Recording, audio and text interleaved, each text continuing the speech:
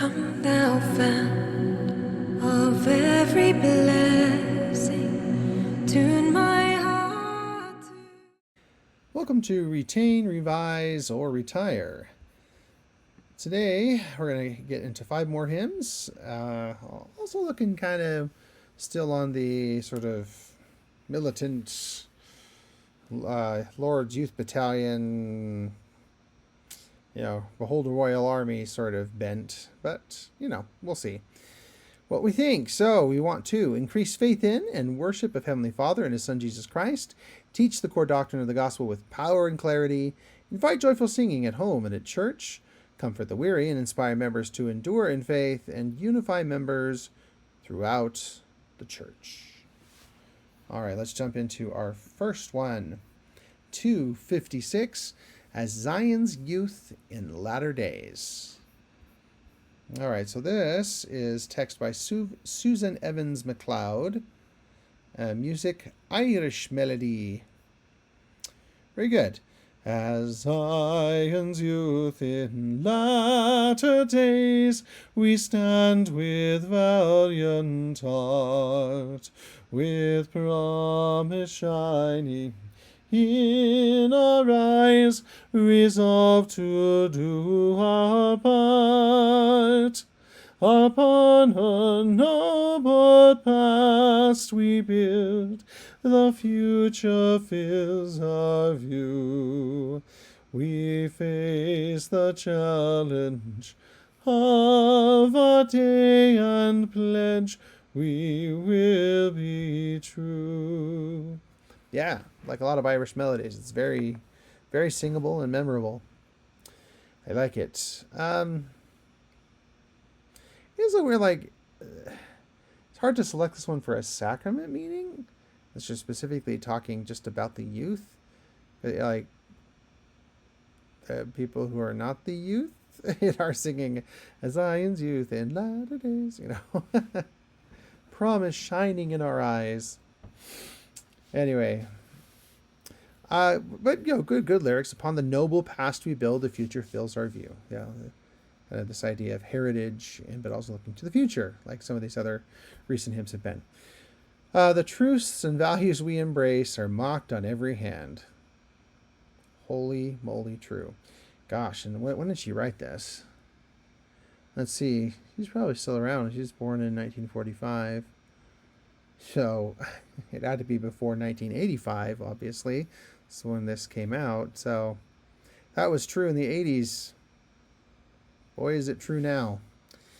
Yet as we listen and obey, we know we can withstand the evils that would weaken us, the sin that would destroy. With faith we hold the iron rod and find in this our joy. Very solid verse, very relevant. Through test and trial, we'll have our fears, but we will not despair. We're here to serve a righteous cause. Truth gives us strength to dare. We'll love and learn and overcome. We'll sing a joyful song. As Zion's youth in latter days, triumphant, pure, and strong. Yeah, that's nice. I'd say the only thing, and say I would make it optional, maybe put in parentheses that if you're singing it in a church meeting, you could swap out the word youth for something else. As Zion's, let's see, I don't know what would be a good word. As Zion's flock in latter days, as Zion's folk in latter days, and as Zion's, I don't know, just something else. So you could still sing the as Zion's youth in latter days, but it could be an either or, as Zion's, as Zion's strength in latter days, or something like that, where you have the option to make it a more broadly applicable one, or to make it just a youth one, because these things apply to all of us. The truth and values we embrace are mocked on every hand. Yep, very applicable, broadly applicable all over the world. So I'm going to say revise on that one, and just find a way to make it more applicable to everyone, so that we can more easily sing it in a sacrament meeting and not be like, I'm not a youth. Sad but true. I'm an old or mid-old. I don't know what you call. Anyway, enough of that. 257. Rejoice, a glorious sound is heard. Text by W.O. Robinson and music by Frank W. Asper.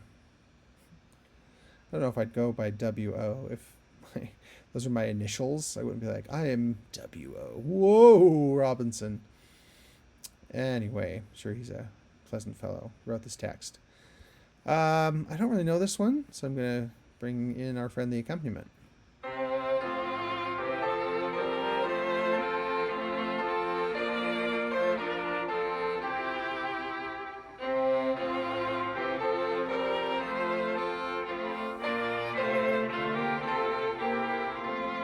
Here we go. Rejoice, a glorious sound is heard, triumph of the right, as Zion's youth in league with truth go forth in wondrous might. We raise a voice in loyal shout, a great exultant cry. Jehovah reigns, Lord of hosts, all hail thee, King most high. All right, so I think the common thread through these last hymns has been the youth of the church, and like, yay for the youth, yay for the rising generation, they're awesome. Okay, but my initial gut reaction to this one is trying to fill that same sort of niche, but it's not as memorable as the other ones, like Zion's Youth in Latter Days, or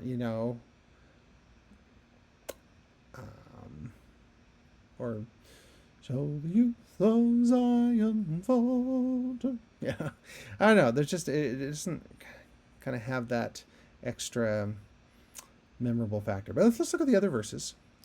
And down the ages, on and on, increasing every hour, in loyalty and faith we go, and honor, grace, and power. The light of God, the light of light, God's torch of truth, as beacon points the way to endless glory, kingdoms great, in realms of perfect day.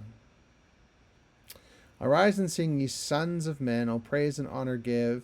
Arise and sing to his great name, who died that we might live. On Zion's hill in strength and might, send forth a joyous strain, in triumph over sin and strife, with him in glory reign. I mean, it's not a bad text. It's just kind of generic in a lot of ways. I think especially when I like the first verse make it sound like it's about the youth, but then the other verses don't really continue that. Yeah, I just don't think this one has caught on, and we've got other songs that do this better. So, retire. Okay, O thou rock of our salvation, 258. Joseph L. Townsend wrote the text, and William Clayson, not Clayton, Clayson, wrote the music. Okay, this one I do know. O the rock of our salvation, Jesus, Savior of the world, in our poor and lowly station, we thy banner have unfurled. Unfurled, because the word unfurled gets used so much in hymns because they have to have something that rhymes with world. And there's just not a lot of things. Curled? Yeah, not a lot. And gather round the standard bearer, gather round in strength of youth. They include the strength of youth in there, right? Every day the prospect's fairer, while we're battling for the truth. And it works like that banner is unfurled. We're talking about the standard bearer, the person holding the flag. So that totally works. We a war against sin are waging. We're contending for the right. Every day the battle's raging. Help us, Lord, to win the fight. Ah, see, we're back at our battle. But then it's also kind of a youth too, like gather round in strength of youth. Onward, onward, we'll be singing as we're marching firm and true, each succeeding battle ringing, earnest of what we can do. When for all that we've contended, when the fight of faith we've won, when the strife and battles ended and our labor here is done, and then we get a surprise, an altered chorus for the fourth verse. Then, O rock of our salvation, Jesus, Savior of the world, take us from our lowly station, let our flag with thee be furled. Yeah, we don't use the word. I guess if you can unfurl it, you can also furl it.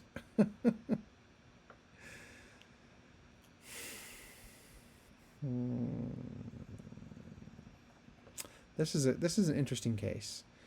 I like the song. I like the singability of it. It's very fun to sing.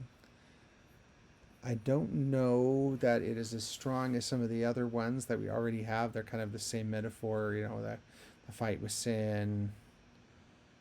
Jesus is our captain sort of idea. And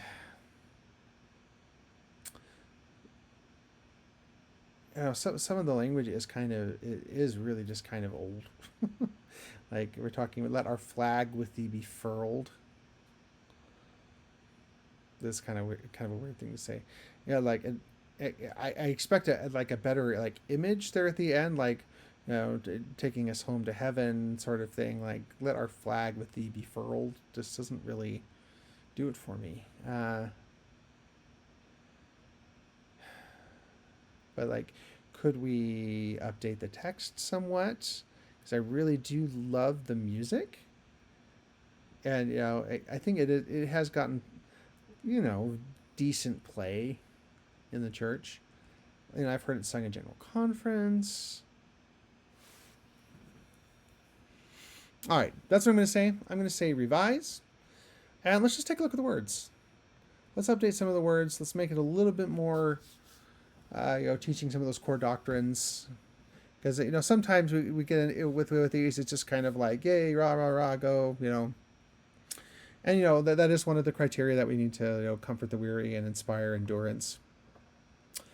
But like I said, 1 and 2 are most important, and those other ones are important, but they're not as important as 1 and 2. So maybe we could tip this a little bit closer to 1 and 2. So I like to keep it. It's a really fun song to sing, and it's got some really good stuff in there. Okay. It's a very similar, I think it's a very similar song here, this next one, Hope of Israel, 259. All right. Also by Joseph Townsend and music by William Clayson. There's a reason that this one is similar. They're written by the same people. That's funny. Like, almost make put them together and you'd anyway. Hope of Israel, Zion's army, children of the promised day. And so when we say children here, we often talk about the children of Israel that weren't necessarily children. They just descendants of Israel. See the chieftain signals onward, and the battle's in array. Hope of Israel, rise in might, with the sword of truth and right. Sounds the war cry, watch and pray. Vanquish every foe today. Also a very singable kind of, march-like song. I can see people marching to it.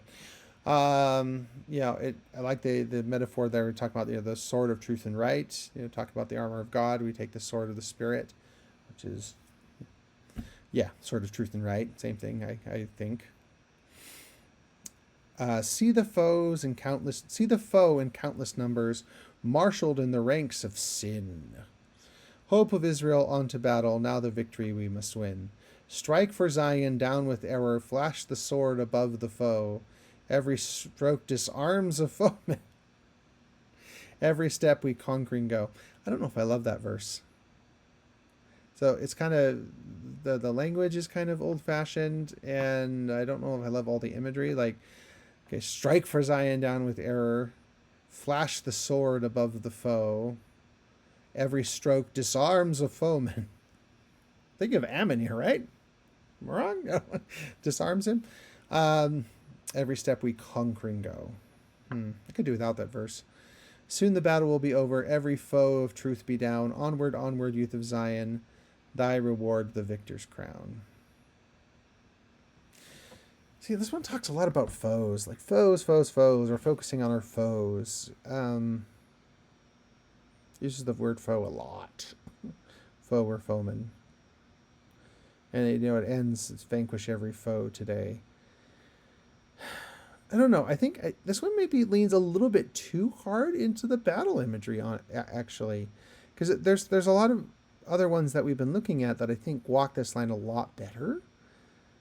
But the idea isn't we're not supposed to go out there and just like clobber people, but we're supposed to contend for the truth and be strong and faithful. But I almost feel like, okay, we're talking about every stroke disarms a foeman, like, I don't know. I think if we kept the last one, I think this one is so similar, but leans a little bit further into the fighting and the chopping off their arms or whatever. I like this one, but I'm going to say retire. Yeah. Especially we've got so many songs like this. I didn't realize we had so many. Let me know if you have a different opinion. Plead your case if you're a Hope of Israel fanatic. All right. And finally, for this episode, 260, Who's on the Lord's Side? Text by Hannah Last Cornaby, and music by Henry H. Russell. Okay, so this one is, Who's on the Lord's side? Who? Now is the time to show. We ask it fearlessly. Who's on the Lord's side? Who? We wage no common war, cope with no common foe. The enemy's awake. Who's on the Lord's side? Who? Sorry, don't slide like that. It's kind of just the music lends itself to that, a little old timey. Who's on the Lord's side? Who? Now is the time to show. We ask it fearlessly. Who's on the Lord's side? Who?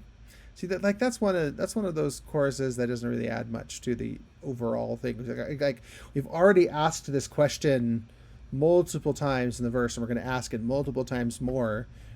I don't feel like we need to ask it multiple times in the chorus. Like, it's the title of the song. Okay, we serve the living God and want his foes to know that if but few were great. It's a little awkward. Who's on the Lord's side? Who? We're going on to win. No fear must blanch the brow, like blanch, like turn white, I guess. The Lord of hosts is ours. Who's on the Lord's side? Who? That verse is a little bit awkward, like poetically. The stone cut without hands must fill the earth. To fill the earth must grow. Who'll help it to roll along? Who's on the Lord's side? Who? Woo! Sorry. Thought of an owl. Our ensign to the world is floating proudly now. No coward bears our flag. Who's on the Lord's side? Who? The powers of earth and hell in rage direct the blow that's aimed to crush the work. Who's on the Lord's side? Who? Truth, life, and liberty. Freedom. Yeah, from death and woe. Like, yeah, it's not good, like, word stress. Like you say, freedom. But it's like freedom from death and woe. Like, it's on the one that should be stressed is on the non-stressed. So, whatever. Our stakes we're fighting for. Who's on the Lord's side? Who?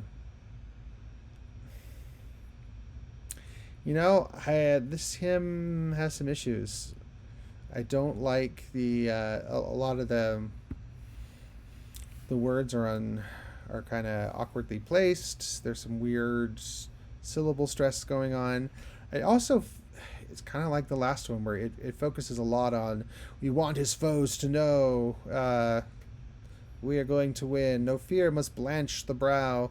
Some of them, we have very kind of antagonistic language sometimes. No coward bears our flag. I don't know. It's just a different tone, and that's okay. It's just different um, tone that people used to focus on a little bit more, and I just think maybe that's not the tone we're trying to set in the new hymn book. And we already have a few good battle songs that I feel like are more focused on core doctrine and Christ. Like, I guess it does talk about God, yeah, who's on the Lord's side. Lord side. Some, but yeah, I just don't think this is quite the kind of song we want to pass on to the next hymn book, especially when we have some good alternatives. So also retired. Woo, a bit of a fight today, right? They're decimated. All right, so I'm going to say, well, I want to read a little bit of a song that I submitted to the new hymn book. This one is called There Is No Place So Far Away. Yeah, I'll just read a verse from it. There's multiple verses, but really, really like this one. Got my fingers crossed. There is no pain or bitter loss Christ's blood cannot erase. No matter what our mortal cross, he brings peace in its place. He takes our shattered pieces, lost, restores us glorious, whole, for he alone knows well the cost of every precious soul. Yeah, so it's kind of a sacramenty sort of song, but who knows? We'll see. That one's near and dear to my heart, but they can only choose so many, so who knows? Anyway, thanks for watching. Please like and subscribe, share if you'd like, and until next time, keep singing. Bye. Come thou fount of every blessing.